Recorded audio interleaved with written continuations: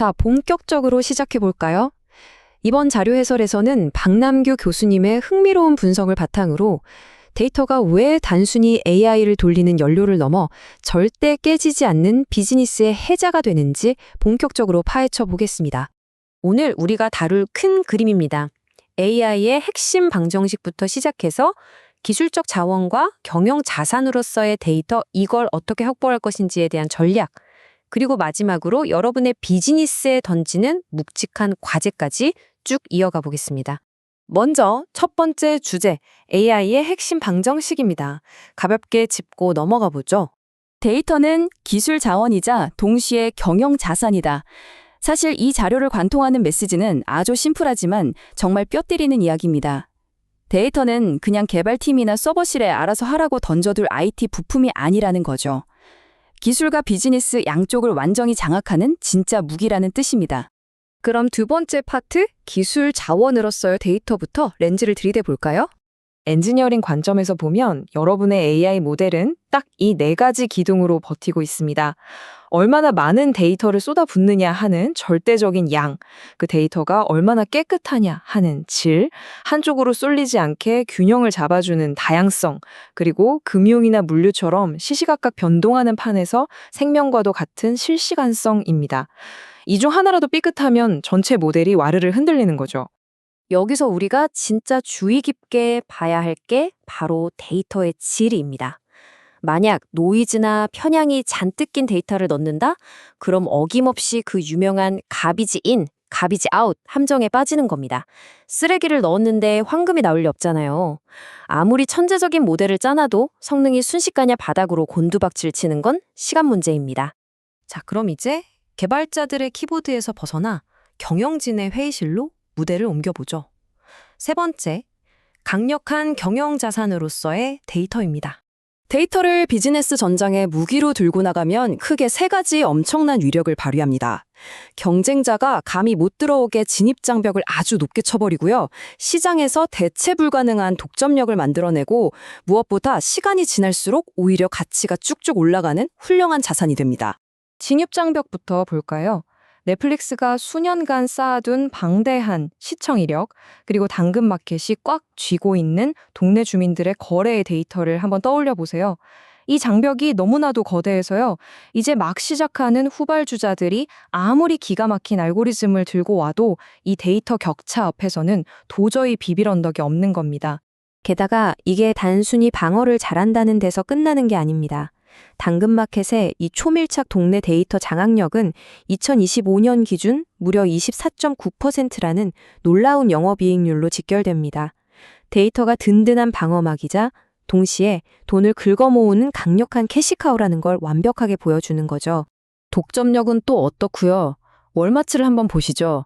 이들은 미국 전역의 재고와 판매 데이터를 글자 그대로 싹쓸이하고 있습니다. 이 거대한 데이터 덩어리를 굴려서 소름 돋을 정도로 정밀하게 수요 예측을 해내니까 경쟁사들이 감히 넘볼 수 없는 시장의 지배자가 되는 겁니다. 금융권에서도 아주 비슷한 일이 벌어집니다. JP모건은 수십 년 동안 자기들만이 볼 수 있는 배타적인 금융거래 데이터를 겹겹이 쌓아왔어요. 그리고 이걸로 AI 사기 탐지 모델을 만들었는데 그 정확도가 무려 99.7%에 달합니다. 사실상 빈틈이 없다는 거죠.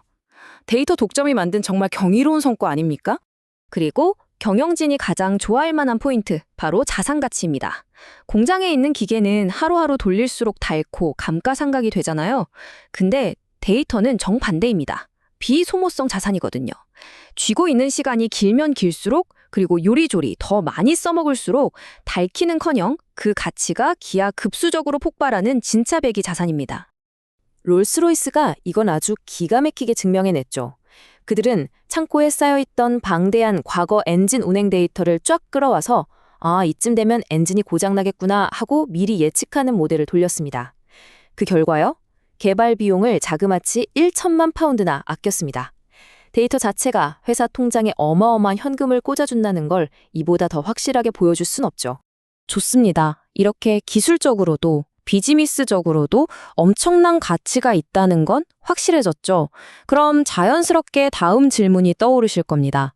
대체 이 귀한 데이터를 어떻게 손에 넣을 것인가? 자료에서는 이 데이터를 확보하는 전략을 크게 4가지로 깔끔하게 정리하고 있습니다. 넷플릭스처럼 우리만 볼 수 있게 성벽을 쌓는 자체 수집, 당장 시간이 없으니까 외부 전문가에게 돈을 주고 사오는 외부 구매, 서로 부족한 퍼즐 조각을 맞추는 파트너십, 그리고 마지막으로 AI가 스스로 데이터를 만들어내는 합성 데이터 전략입니다. 이 중에서 개인적으로 제일 흥미로운 게 합성 데이터인데요. 보실의 사례가 정말 탁월합니다. 제조업에서 불량품 이미지는 모델 학습에 정말 필수적인데 현실에서 일부러 위험하게 결함을 만들어낼 순 없잖아요. 그래서 보시는 AI를 시켜서 실제와 똑같이 생긴 가짜 결함 이미지를 무한정 만들어냈습니다. 현실 데이터의 빈틈을 AI 스스로 메워버리는 아주 스마트하고 우아한 해결책이죠. 자, 이제 교수님의 강의를 관통하는 마지막 5번째 파트입니다. 바로 여러분의 비즈니스를 향한 직접적인 질문입니다. 지금 이 순간 여러분이 구상하고 있는 벤처 아이디어나 비즈니스 모델을 머릿속에 띄워보세요. 여러분의 비즈니스를 굴러가게 할 그 결정적인 핵심 데이터는 대체 무엇입니까? 그리고 냉정하게 판단해보죠. 지금 그 데이터는 누가 쥐고 있습니까? 마지막으로 그걸 여러분의 손으로 쟁취해올 구체적인 플랜이 마련되어 있나요? 방금 제가 던진 그 묵직한 질문의 답을 머릿속으로 꼭 한번 치열하게 시뮬레이션 해보시기 바랍니다. 왜냐하면 이어지는 다음 자료 해설에서는 이렇게 악착같이 확보한 데이터가 어떻게 기업의 대체 불가능한 지식재산, 즉 IP로 진화하는지 그 과정을 낱낱이 파헤쳐 볼 거거든요.